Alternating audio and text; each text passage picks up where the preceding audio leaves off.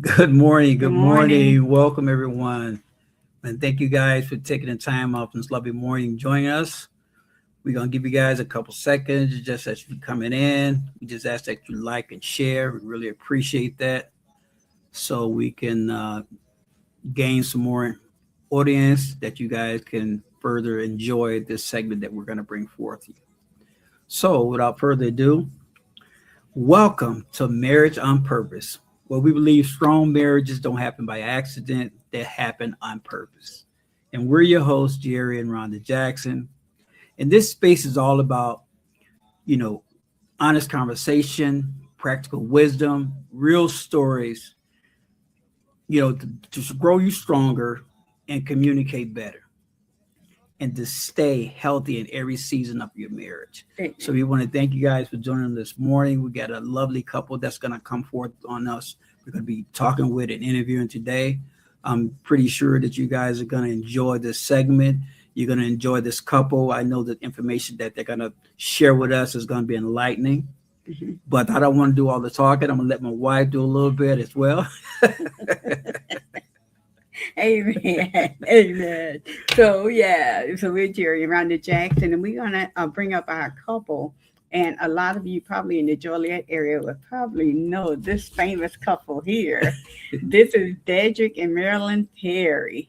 Hello, you two. Good morning. Welcome, guys. Good Welcome. morning. Good morning. Good morning. Good morning. And so thank you. I want to first thank you all for joining us on this podcast. You know, it's kind of hard getting couples to come on here. I don't even understand why. I wonder why. But we just want to say thank you both for agreeing to come on and share with us on this morning. It's a pleasure. Yes, well, it's an honor. Good, thank you. So we want to start basically just asking, how long have you two been married? Go ahead.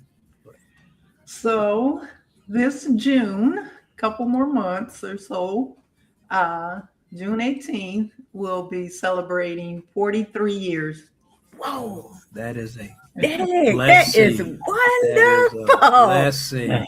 I know a lot of people say, you look like you're only 30 years old. Correct. Really? Correct, yeah.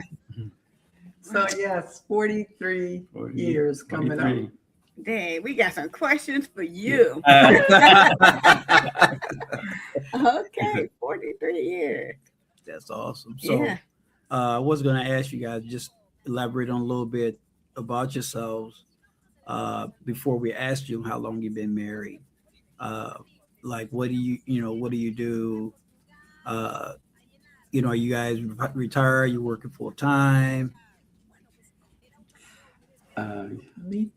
So I am retired. I was into retail management. I worked for the J.C. company, and once it downsized, we were bought off with retirement packages. Mhm. So I worked for almost 18 years there Okay. before retirement. Mm. And myself, I have been retired since 2015. Wow. I worked 36 years I think it was 20 years for ComEd, 10 years for Midwest Generation, and then the remaining 6 years, I think it was California Edison. Wow. But yeah, so 36 years, but we are in ministry. So we've been in ministry for 21 years. Wow. Wow, that is long. Yeah, 21 coming up. Okay. Wow. Aside from we were with the ministry Yeah. prior to, Yeah, but as far as pastoring the Right. churches. Correct. We birthed the church in 2005. 2005. Wow. Yeah. Okay. Oh, wow, that's awesome. That is Yeah. real awesome. So another question is, what can you guys just tell us a little bit about your love story? Yeah. How did it all? How did it all 43 years ago. It probably was longer than 43 years. Yeah.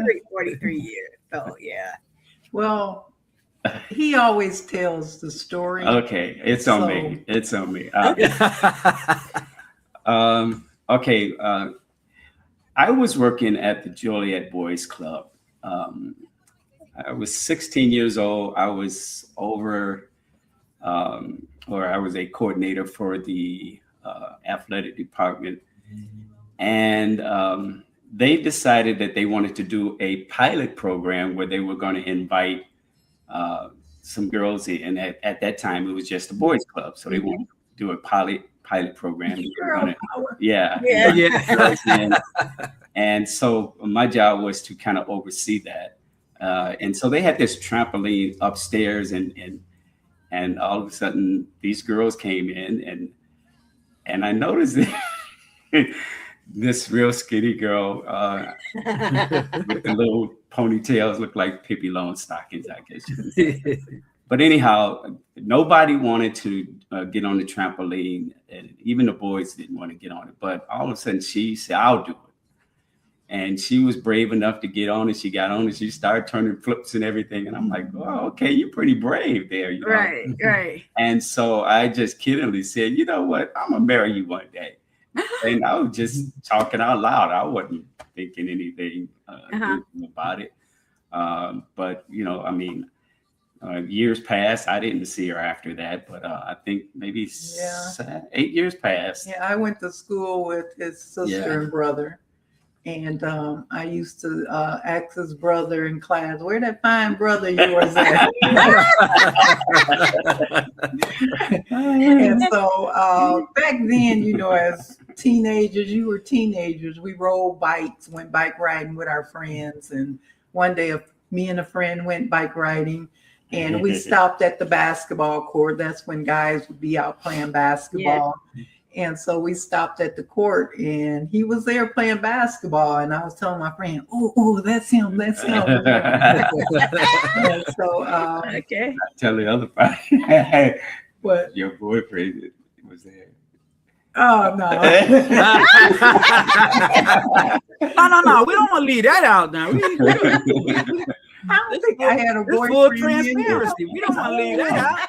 I don't know. If I did, I wasn't thinking about it. But anyway, so that happened. So that's when our paths crossed again. Yeah. I was coming out of high school and that. And so after I graduated and all that, we ended up we dated. Coming together again and started dating. And that when I was 18, we dated for 2 years.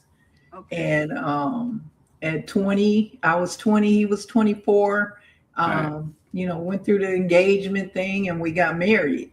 And been married ever since. Yeah. Wow. And so you all actually been together like 45 years. Right. Yeah. Right. Yeah. Right. Wow. Yes. Long time. Okay, so was it in all these like 45 years? I'm just going to say 45 because it sounds better. In this 45 years, was there ever a season where you didn't like each other? You know, because I mean, every time, and the reason I'm asking that, because every time I see you two, you know, you all are like the epitome of a couple that's been young, but you've been married so long. And so, I mean, you always, you know, look like, you know, you loving one another every time I see you all. And I'm sure that's everybody's story that know you. So was there ever a time that you really didn't want to be married? And what did it look like? Well, I mean, to be honest, I believe every couple goes through those seasons where you kind of like, okay, what have I gotten myself into? But I think there maybe have been a period where we kind of like ran into a brick wall. Okay. And but it took some perseverance for us to get through it. Yeah. Okay. We were young. We were young. Know, we were a young couple back then. Right. You know, these days, these young couples, they don't even last, you know. Well, we were a young couple, and of course the odds was against, I'm going to say me more than him, because the older crowd that he hung out with would say, "What do you want with that young girl?" You know. going through that stage, but All right. here we are, 45 years later, Right.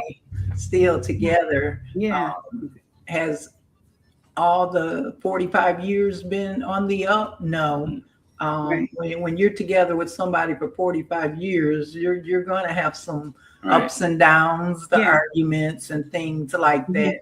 Have there ever been a time where we looked at each other and said we just don't like each other or something? I don't think there's ever Right. Yeah. been, anything like that. Mhm. But just like all relationships, do you have your arguments and things where you're mad at each other? Oh yeah, we went through those Oh, yeah. stages too, but Most definitely. but if I had to weigh the scale, I would say the scale weighed in our favor. Yeah. I could see that because you're definitely a role model couple. No, You're definitely a role model I couple. think she liked me.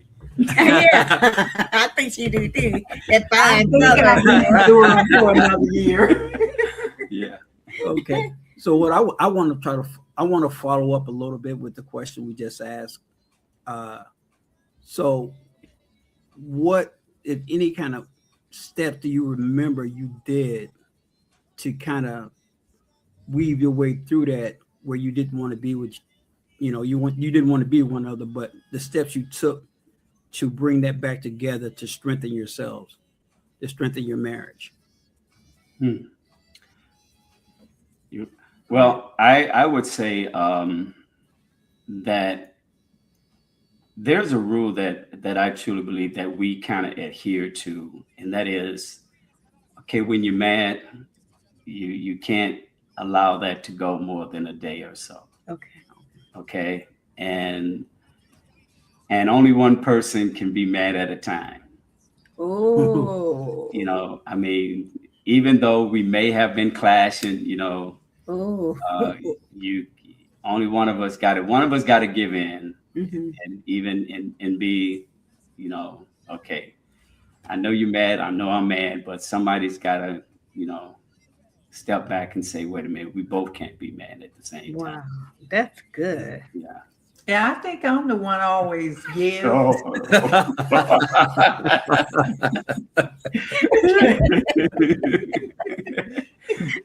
I have the advantage when that happens because I'm the cook.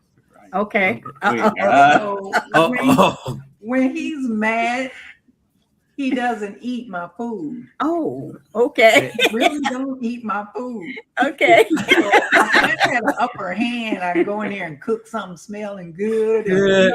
But Okay. he don't eat my food. Right. Okay. If he's Oh, I mad gotta at plug me. this up. This minute. That's awesome. Hold on 1 second. Got a little technical difficulty here. I got my computer. I don't know how I did this. Then plug it in. Hold on. Okay, and we're back. And we're back. Okay, so now Marilyn and Deddrick, if you can go back like the first 5 years of your marriage, what would you do differently, if anything? The first 5 years. Or if you can even think back that long, huh? Those, I can say those, when we were speaking of the first 5 years, I think we just were like still honeymooning, Yeah. weren't we? Yeah. Yeah. You It was know. like we're still googly eyed at each other. Yeah. Yeah. Those first 5 years in, I'm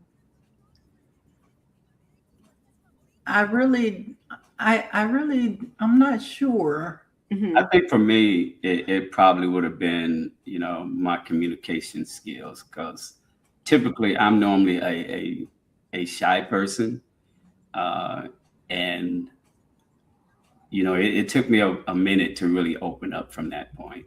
And so I think those first 5 years, even though we were kind of, madly in love with each other, looking at each other, always touchy feeling each other, it's just that, there was a communication barrier for me that I had to overcome. So Yeah, I will have to even now in the relationship, I think he's the better communicator and talker. I kind of can shut down easily and not express, not express, Yeah. And communicate as much as he do. Sometimes when that happens and he's talking, in my mind, I'm like, oh, come on, shut up already. And that would drive me crazy because I knew that's what you were thinking. Wow. So yeah. Deddrick, I don't know why you saying you was kind of shy. I mean, you first thing you said is you're gonna be my wife. I can see you there. Right. Yeah, that was just something that just came out, and I look back on it now. I'm like, okay, Lord, that was prophetic. Okay. Yeah, very. Yeah. Awesome. Dang, that's good. So I know you said one thing about, because the question I was going to ask you next, you kind of elaborated on it a little bit. But what's one habit that keeps you to keep your marriage strong over the 40 years you guys been together?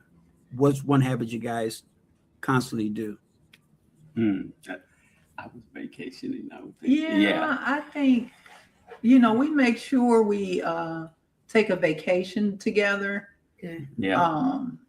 And really, set that time because of how busy, our lives are and the people that are in them, being, pastor over a church and, with ministry, different things, even outside of church ministry.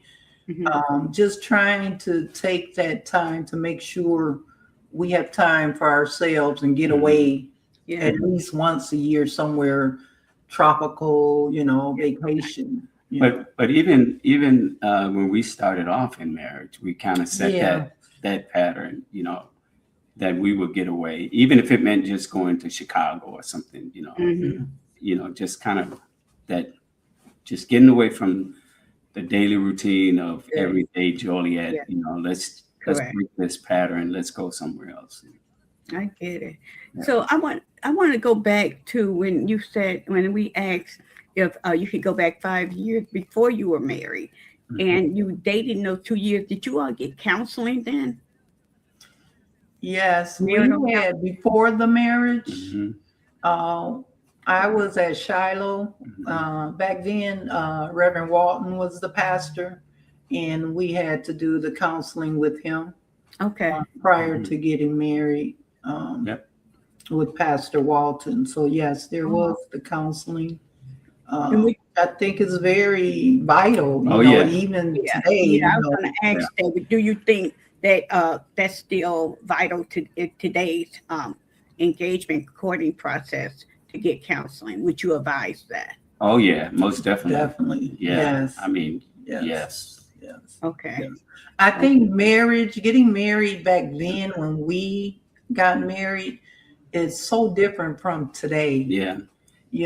There's so much more that's involved that you really need to, even though you need to learn and know about the person, it's just so much more important today because marriages are not lasting these days, Yeah. And just getting that understanding of covenant and what that really means. Correct. That seems to be a huge problem, especially for the generation today, is that it's a covenant thing. Yeah. And too, when we first got married, we weren't like in church, like, we were in the nightclub and that scene and, so we weren't in church, but later on in the marriage, when we incorporated that into it, and I mean really serious about it, I think that's what really grew the marriage and the commitment and those things, I think I remember seeing y'all at Sipping Easy. Right. Oh yeah. Sipping Easy, Mozambique. Yeah. That one in Chicago. What does that mean? Oh, the Nimbus. The Nimbus. Okay, I'm back. I'm back. I'm back. I got a question. Come on. I got a question. Is it something you could tell me? No,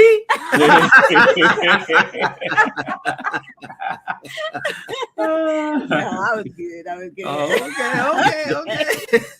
Now, what do you think? Because you said that. Go ahead. Oh, okay. I'm sorry. You said it was talking about counseling and how it is different today than when you got married, of course. But what do you think couples get wrong about intimacy after decades together?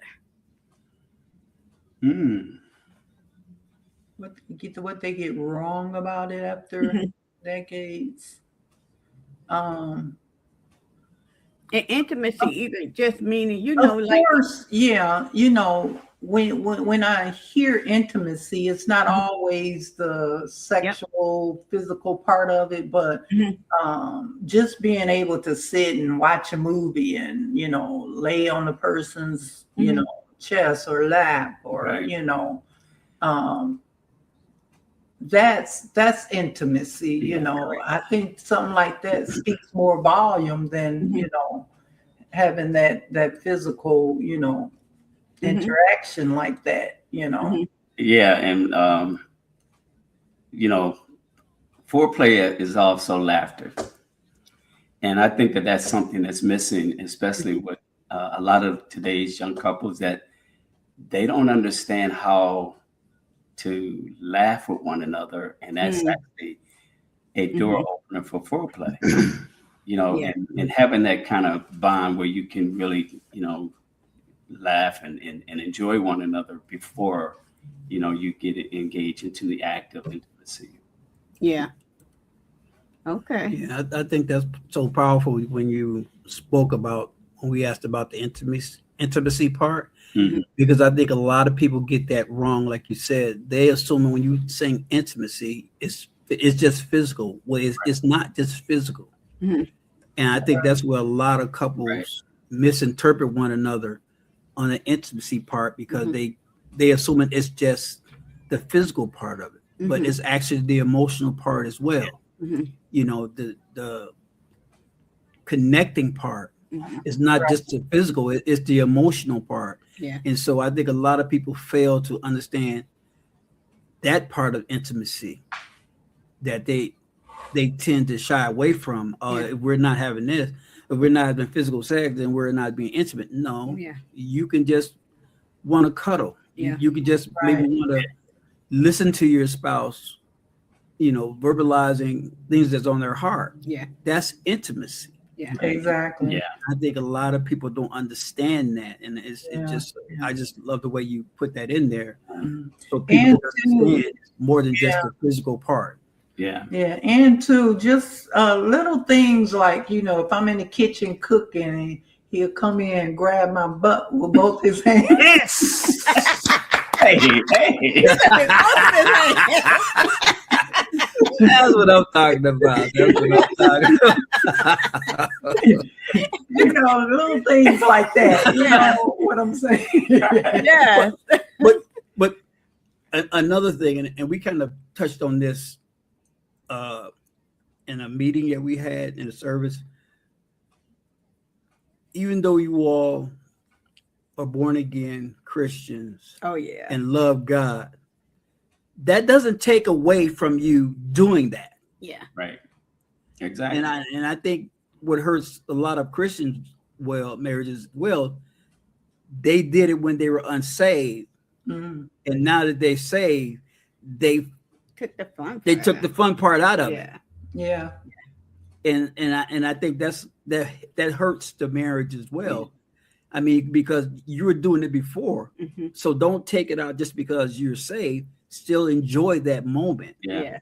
And I think a lot of people, saved people, take that away when they we say we can't do that. Why? What? I mean, because the scripture tells us that we ought to enjoy the life of your youth, and even when we get older, and so we have to understand the enjoyment aspect shouldn't just die out just because you're saved. Correct. Um, That's good. That's awesome. very good.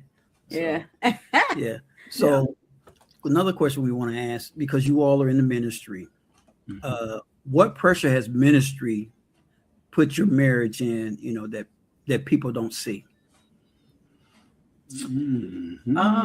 I think there's like two different windows to look in, because you have if there's a spouse, you have the spouse eyes of it, and then you have the actual pastor, and for me, sometimes you have to sacrifice your husband and give up time and give, maybe have plans for something, and something may arise. And so those plans get put on the back burner, or there's times, I want to go on a vacation or do something, and you can't because of ministry, Okay. and a lot of times as a pastor's wife, I remember somebody asking me, because people come to you with problems, situations, and encouragement and things like that. So you're always ministering. And somebody asked me, "Who do you go to when you need the encouragement?" That's right. Yeah. You need, who do you talk to? And I had to think about that, and I couldn't give that person an answer, really. Wow. And so, sometimes it can get a little frustrating. And I know there's been times where I said to myself, boy, I'll be glad when he retired. But at the same time, even though you feel like that, that's a call. And if he's called, you're called.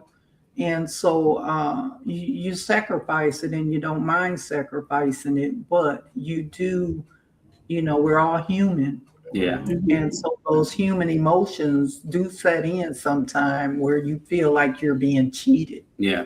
Wow.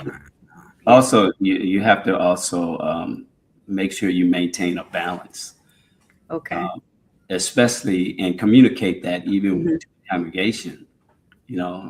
God has an order, and it's God. Marriage came before the church, and so you have to understand that that when it comes to the church and our marriage actually will come before the church, even though we have that oversight and we have that responsibility of looking after the sheep and making sure we feed them. We have to let and communicate, okay, well, this is us, and we have to maintain that balance and demonstrate it to them as well, and let them see it. Yeah. Wow. And that can be, sometimes it could be a juggle with us to do that. One thing that we have incorporated in the ministry is with the elders and the other ministers, is that each month we have a board in the foyer, and we have ministers on call for the month. Oh, wow. So it has the ministers, it's usually two, and it has the ministers' names. And so if anybody has some things, situations, problems arise, they are to call them first. And if it's something that they cannot handle, then they are supposed to get in touch with us. Very good. That's good. And then we may have to step in. But the way the protocol is that it's supposed to be the minister. Does it always work? No. Yeah. Yeah. That's what we have in place. Right. Yeah. And that's when you said that, Marilyn, reminded me of Moses. Yeah.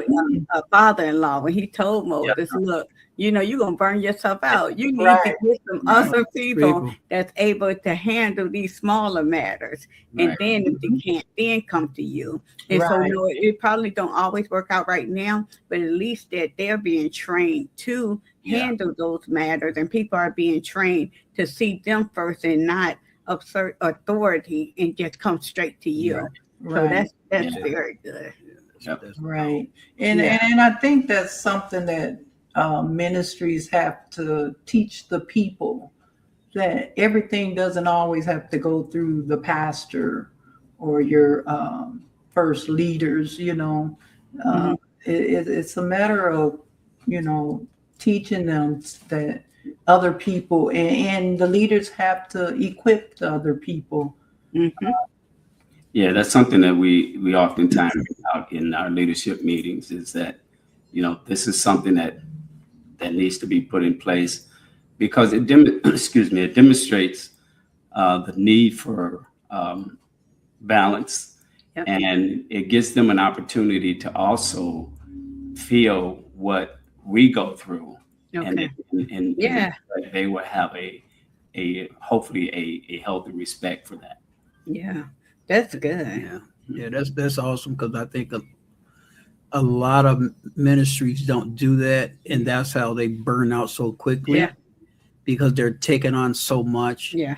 And knowing that, like you said, your marriage come first. Mm-hmm. So you have to try to balance the call in your life of the ministry plus every other person that's in the congregation, their woes, and then try to balance that with what you're going through at home, and trying to set a boundary to make sure you have time to be with one another so you can grow and that you can rest as well. Yep. So it's awesome that you have that set in place. Yeah, that's very good. So you can maintain a balance, Yeah. that you don't get burned out, because now it doesn't only affect them, it affects you and your relationship with your spouse. Yeah. Because now you're burnt out. Now the disagreement becomes, and then the resentment comes, and everything comes with that. Yeah, because, been there, done that. Yeah. And that's awesome. I'm glad you have that implemented and set in place and just to show people that that's what they need to do. Right. It doesn't have to be you all the time. Mm-hmm. Exactly. Yep. Mm-hmm. Yeah. So that's awesome. Yeah. So that's and two, we set up this a model where we call it houses, where we kind of delegate, where our leaders have a set responsibility for a certain group of people, and those people will be in their house. It's kind of like the model taken from Acts. Yeah. And so with that, they're responsible for that group of people, and so they can also inquire of whatever needs they may need, prayer or what have not. And then we try to rotate it so that each person, each leader can get an opportunity to get to know some of the other people in different houses. So that kind of helps. Yep. Wow, that is very good. That's apostolic, though. Yeah. I love that. Yeah, that's a good model there. I love it. So so wow, that's very good. So really, so you have a pretty mature church then, right? It's getting there. Okay. We have But the you're younger on the right generation. I think, what'd you say? I would say age-wise, it's not, we're not at a mature age, in terms of numerics, but as far as their spiritual understanding, they're actually maturing. Yeah. And that. Yeah. Through the different teachings and, they're able to grow. Yeah. And right be able there. to handle different responsibilities such as that. Mm-hmm. That's good. That's awesome. So what would you say back to your marriage? Because I'm all into your church now. Now, what would you say is the real reward of staying married this long? The real reward to staying married long. This long. Mm-hmm. This long. This long. This long. Y'all This been long. This long. It's two score Well, 5. you don't have to learn somebody else all over. Yeah. Yeah. you're able to be comfortable in your space and in yourself. And, Yeah.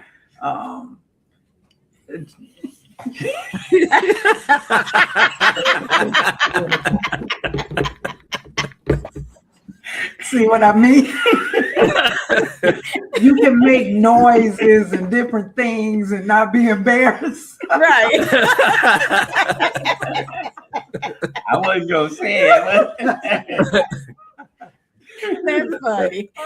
Laughter is good for the soul. Right. Right. That's good. That's good. That is so But good. you know, it's just and I think too, because God honors marriage, Yeah. that you're blessed. Yeah. You know, when you stay in a marriage this long, you're truly blessed, and you begin to see the fruits. Yeah.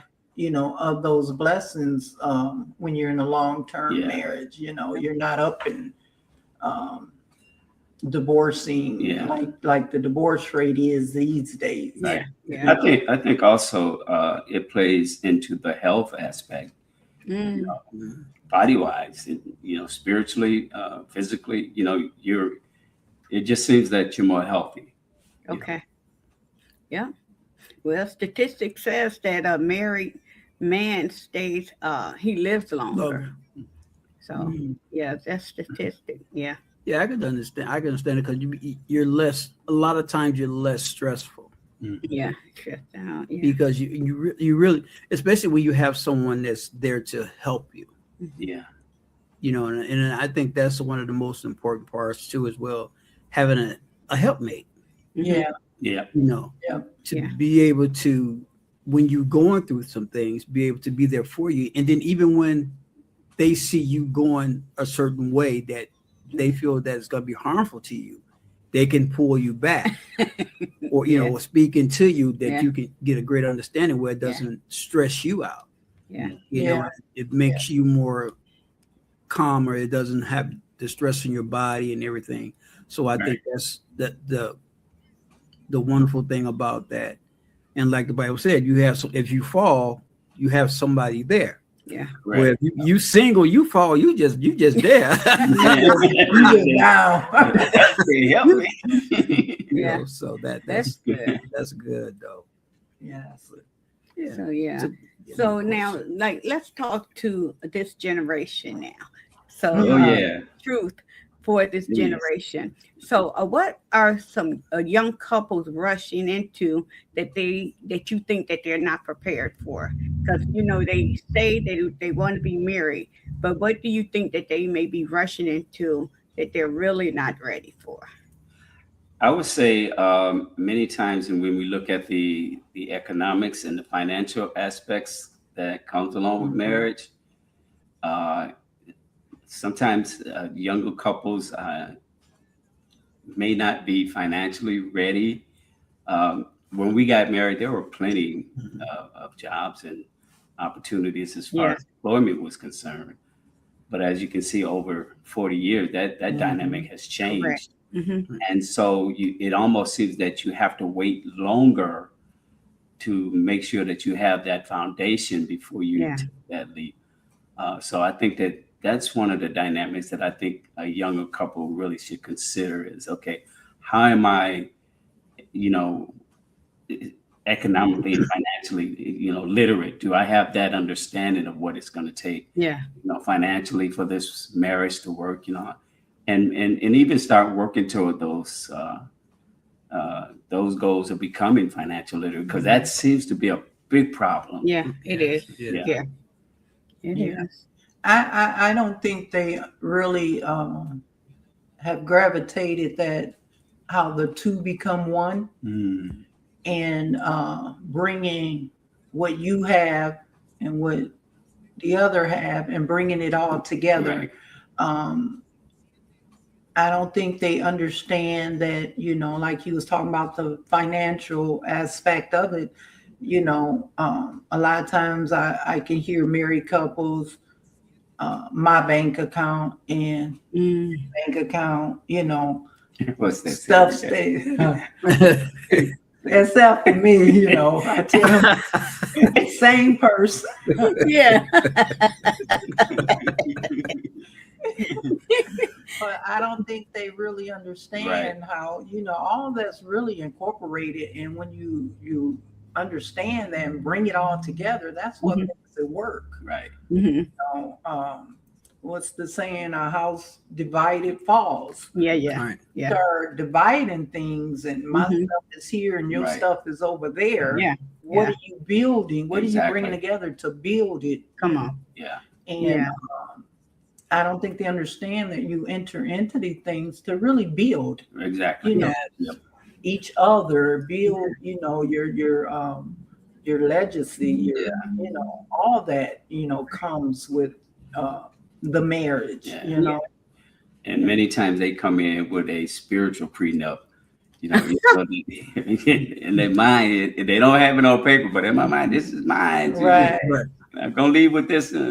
That's true. So I'm going to do ask a follow-up question. Mhm. Now, on the other spectrum of that, I've heard that this is a generation where they don't want to marry. They're okay with living with one another or just to be together. So what would you say would be the benefit of them being married? Now, obviously, if they, don't want to be married, they're probably not Christian. So what would you say to a non-Christian who is forbidding, forsaking marriage? They just want to be out there and just, be with one another without the commitment of marriage. What would you say to that type of couple? I would begin the conversation by asking what exactly is your long-term goal. Mhm.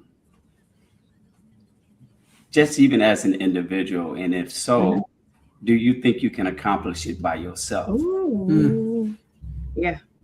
And oftentimes, it gives them an opportunity to think and stop. Wait a minute, I can only do so much, but Yeah. if someone else is there with me, then Mm-hmm. I'm capable of doing more. Yeah. And then that can then lead into the conversation of, Mm-hmm. okay, well, marriage gives you that opportunity Yeah. to now build upon that and achieve what your long-term goal Wow. may be. That's something to think about. Yeah. Yeah. Okay. That's awesome. So what you think, Marilyn? Yeah. Like, I agree with him.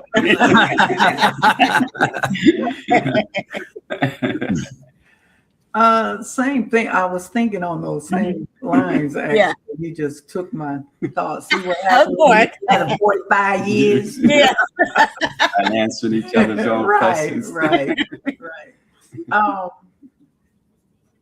It's really hard because when you're trying to tell somebody that's not in Christ, that's in the world, that it's better to come together and be married versus just shacking, living together, and the consequences of it. Mhm. It's kind of hard to Yeah. Right. to bring something like that to somebody that's in that state. Yeah, right. So And two, this generation isn't seeing it much, Mhm. and because of what they're not seeing and being exposed to, they tend to Yeah. think that this is the norm now. Norm. Yeah. right. Yeah, That's back in our coming up, more people were in like where the mom and the dad, the marriage Right. thing, growing up as little children, Yeah. But these days, there's a lot of single moms, and Yeah. Mhm. so they're not seeing that was a structure for us back Yeah. then. And my parents, they were married for many, many, many years, and then his parents was married for Yep. many years. Right. They're not seeing that. They're Right. not getting raised that way. I'm not saying every young person, but the majority, and you see it. And so they become adapted to Yeah. that this is okay. Right. This Exactly. is the norm, Yeah.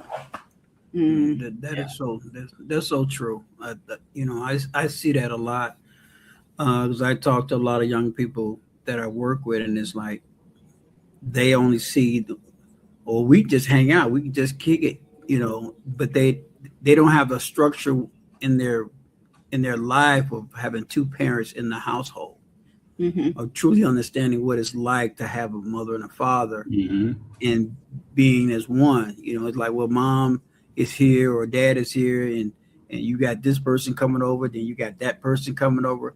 So it's that's what they see. So that's what they go at. Yeah. So Yeah. I understand that too. So that happens a lot. And too, I think these days, even those that are out in the world, they have to, mainly when I say this, I'm talking about, it could be men, but mostly the women, they have to know their worth. I'm worth being a wife, and so you have to know your worth. Yeah, that's good. That's very good. Yeah. Yeah, I like that. That's a good thought. I like that. I like that part. Yeah, I like that part. I like that. But no, that's good. I like that. That's Because cool. if a guy can pick up on that, Oh, really? and if you don't present yourself by not knowing your worth, he would say you're not worth the time or even the effort of becoming my wife. Wow. So I get that. So you gotta come. If I was in the world now, I would be like, I'm working as a wife, and if you can't fulfill that worth, then we ain't gonna waste no time. Waiting a long time, shacking anything. Yeah. That's so good. Yeah. And it's true. It is so true because I mentioned to a lot of people, you have to know your worth. Yeah. Because if you don't know your worth, then how are you gonna attract someone, because you don't know who you are? And if a person like you said, you don't think twice of yourself, well, you ain't the one for me. We can just kick it, but you ain't. Yeah. You ain't the one I'm looking to settle down and marry with. Yeah. Right. See, back then when I was on the prowl, I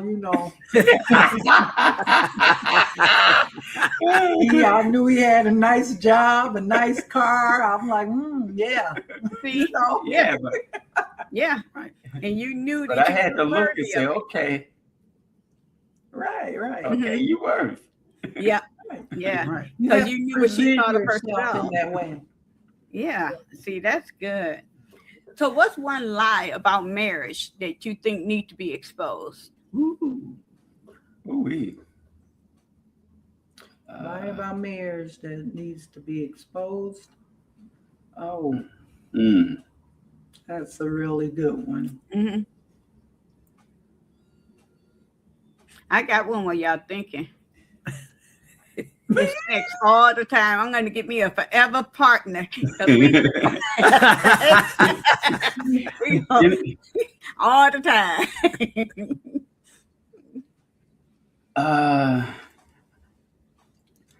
I would now see. I probably get some pushback on this, but I think it plays into the covenant of oneness when it comes to marriage. I'm not a fan of the hyphenated name. Okay. I think to me it brings in an element of I'm not really committed in terms of oneness. If something happened, we get in an argument, then the oneness where, and I'm taking this back to Genesis when God said the two shall then become one. And he called them Adam. Yeah. And so that oneness and that one name kind of applied to the marriage covenant. Wow. And it seems to me like that when the hyphenated name came in, it split that oneness where the wife man leaves his mother and father, wife leaves, the two shall then become one. But now you haven't left, you still got. And I think that's a subtle lie to me. That's good. I Okay. think that the one lie is that once we get married, everything will be okay and work out. Yeah. That's not true. Right. Yeah. You know. Yeah. It's If it not- wasn't worked out before you got married. Yeah. Right. yeah. That's good. Yeah. Yeah. And what I think too, the issue with that as well is when they think that everything will be okay, a lot of people don't realize that what a marriage does, it mirrors you. hmm So it exposes things that you have that you're Mhm. not healed from, or you're not delivered from, or that you have issues with. And that marriage is going to mirror that, it's going to bring that out. Yeah. So I think a lot of people don't understand that. hmm And then they're always looking, well, I can change him, or I can Oh, change. yeah. Yeah, that's a good one. That's Yeah. a Yeah. good one. So you have to change yourself Right. first. hmm You have to Right. change what's inside of you, Right. and that's gonna have. And when the person sees that, then they can change what's inside of them. Yeah. When Yeah. you become one, but you can't. I can't change you. Yeah. I can't. Right. I can't do what only God can do. Yeah. Right.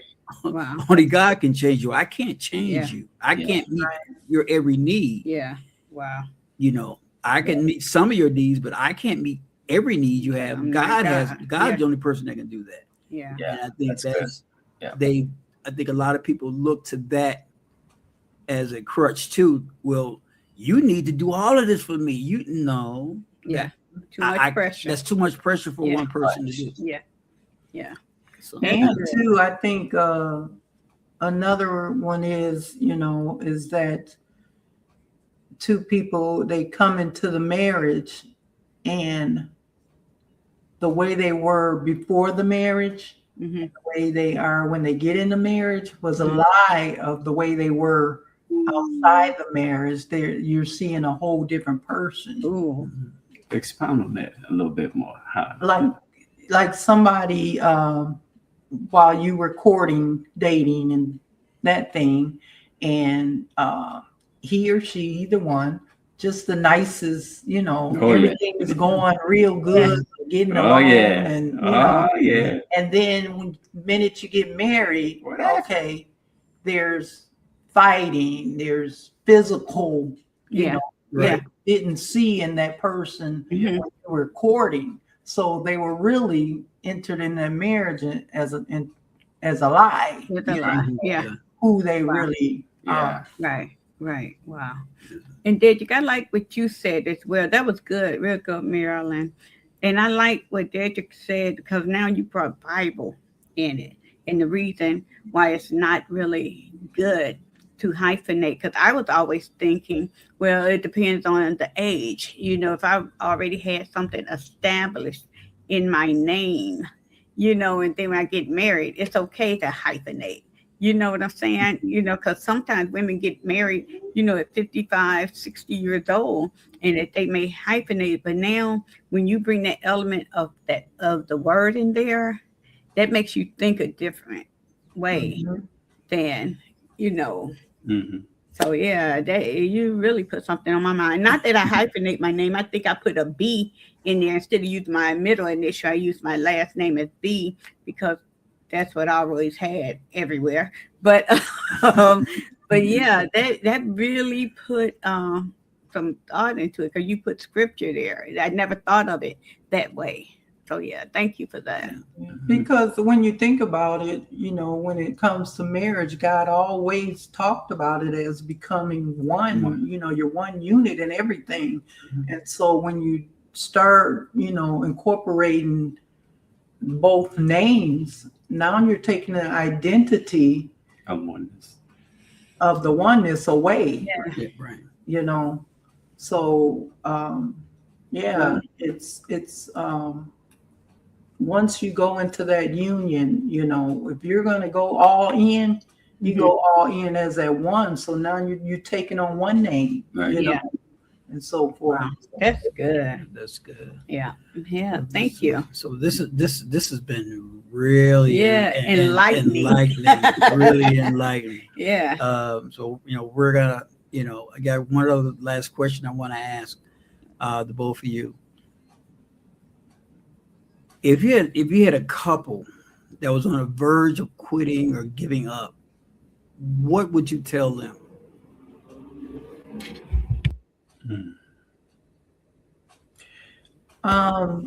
Couple, as far as a married couple. A married couple, they were looking to just dissolve the marriage and walk away. Yeah. After 10, 15 years. Or something. My thing would be is that you write down all the good and all the bad. Yep. That's exactly what I and then you take those things Mm-hmm.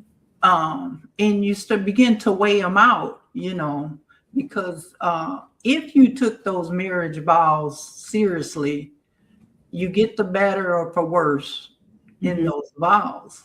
So that means when things become hard and when things are smooth sailing, I'm going to be there for the long haul, So whether you're struggling or things are okay with, in the marriage and that, you have to.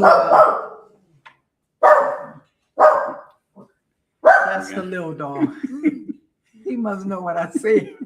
Don't put him out. Yeah, it's all good. You have to did we, you take those things and did we do everything that we could that's necessary to keep this marriage going? Can we really not live together versus living together? Is it at that point of when you look at that list, does it look like it's time to break apart? And if the answer is yes, then you would have to seek, some counseling, higher counseling with someone, to really kind of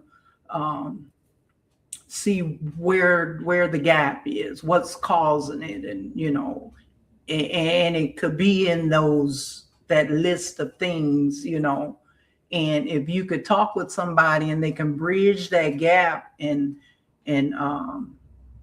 bring it together where you both come to an understanding, because the question, do I want to start all over after 15 years? Is it really worth, matter of fact, I was saying this the other day because something happened. I said, yeah, that old saying is right. It's cheaper to keep her. Right. Yeah. Right. Well, the gentleman going to have to ask, is it cheap? And the woman, because the woman can play some alimony too. Is it cheaper to keep her? Is it cheaper to keep him? But also in that same vein, you also have to look at what's coming into play in terms of the emotional, the physical. Is there something that has developed in that relationship that's causing a whole lot of pain that's unnecessary or that's outside of the realm of what marriage should be? And is that person emotionally hurting the other person? Is that person physically hurting That's good. the other person? And no one should be put in a position to where they're being physically or emotionally to the point that they can't even function. Yeah. Because that's not good for any marriage. And so that's where the counseling, it has to then go through that process of making sure that counseling is there and then, proceed from that point on, because obviously, when it gets to that point to where we can no longer be together because you can't stop hurting, or I can't stop hurting you, or you, and vice versa, we're seeing couples, just taking each other out nowadays, Yeah. and that's not good. So yeah, it's something that really, really needs to be looked at, both emotionally, physically, and even as individuals. What is it that I haven't resolved? Because sometimes, when it gets to that person, it starts finger pointing, and many times, the fingers never come back to, let me look at me. Maybe I'm the cause of it. Come on now. Yeah. And so that part sometimes doesn't even get dealt with, because, we can be so focused upon blaming the other person that we haven't even healed some of the things that need to be healed about ourselves or personally, that could be really the root cause of the whole relationship coming to an end. So that's a dynamic that also needs to be looked at. Let me look at me and see if there's some things that I need to deal with me personally, that's really causing this relationship to get to this place. And Yeah, that is a very good insight. That's powerful because the answers you both gave, we had a question before that we were going to ask, but we kind of skipped over it. Mhm. But you really answered it because it was like, what does better and worse really looks like in life? And you nailed it Yeah. in the other question that we asked you guys. So Yeah. that's just shows you how God operates, Yeah. Connect. how he connects things, Yeah. how he brings things together. Mhm. Because we're going to answer because we kind of skipped over it, Yeah. but you really answered it. Yeah. Mhm. Because I believe that a lot of people really needed to hear that. Yeah. True. Even though we didn't answer it, we didn't ask the Yeah. question, but you answered it. And so I think a lot of people really needed Yeah. to hear that. Yeah. And God put it on your heart to speak that. So I Yeah. think that was so powerful. Yeah. So this entire interview was really, really enlightening. And gosh, thank you. Ask you the name of your ministry and give the address so that if people are looking for a good church home, where they're able to find you. yeah, sure. We're Glory International Harvest Church, located in Joliet, Illinois. That's 28 4th Avenue. They can always look us up on the website, www.gloryinternationalharvest.com, and Facebook. You can also reach us on Facebook. We do have a Facebook page as well. So, yep. Yeah, that's where you can find us. Okay, great. And I'll put that in the comment section as well for anyone to be able to look you up. Okay. So All are right. there any parting words that you may have for the listening audience, for us, or whatever you want to say? I'll let you go first. Well, as we said at the beginning, it's just an honor to be able to even be asked to come on your podcast. It's just, I am just so grateful, and I'm just so happy for you, Rhonda. Yeah. I know what you went through, and just to see such a loving partner next to you. I'm just so happy that Thank God you, my brought friend. him into your life, just Yeah. to see the joy, Yeah. in you. Continue doing this podcast, because It's it's needed. going to help It's marriages going forward. And you are doing a good thing, Great and work. keep it up. Keep it up. God is pleased. He's pleased. Thank you. Thank you. Thank Really you. appreciate it. Yeah. Well, I just want to just say some departing words, especially for those couples that that may be at a place where they're maybe experiencing, some tribulation, just some trials that may come. Every relationship will have a bump in the road.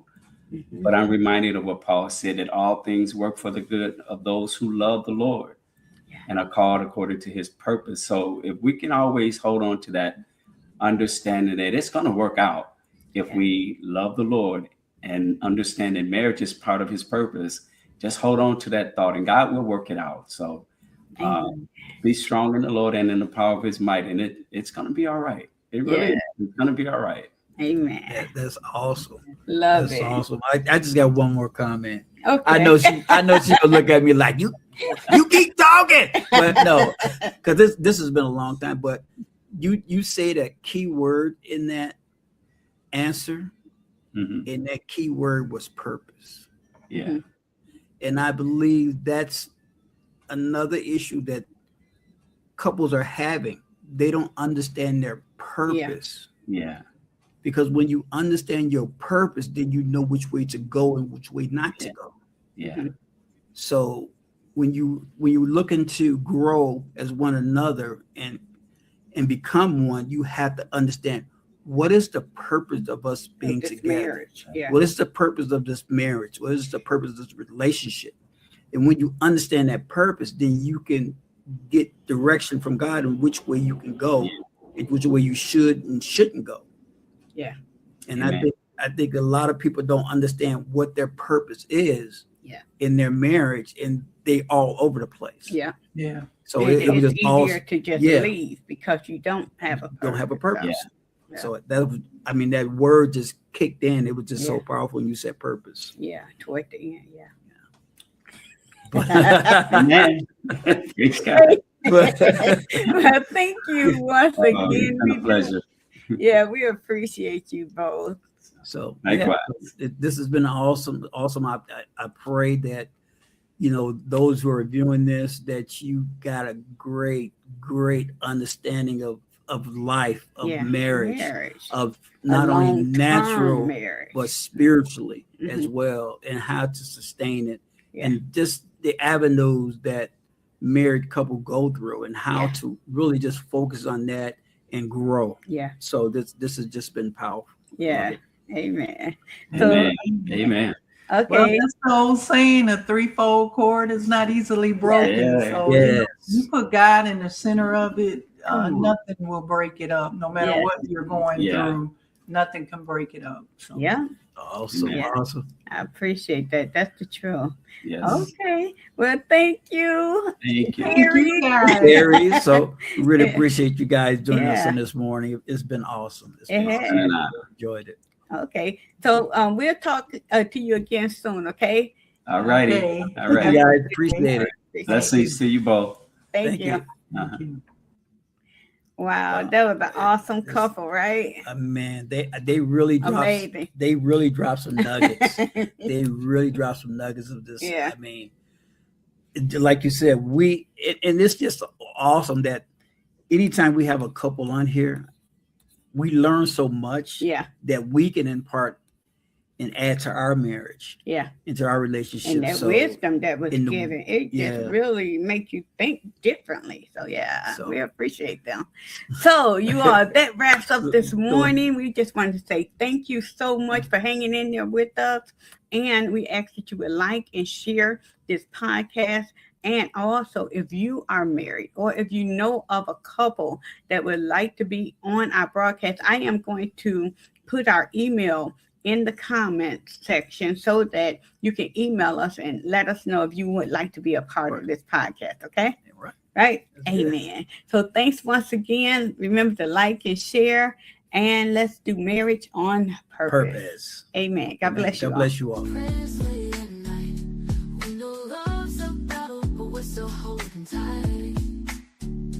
Got a card game to spark up the flame again. Reignite the fire with your lifelong friend. Love is a gift, straight from above. Designed for his purpose, sealed with his love. Every tear, every laugh, every baby, I'm sorry. It's all part of the story. To him be the glory.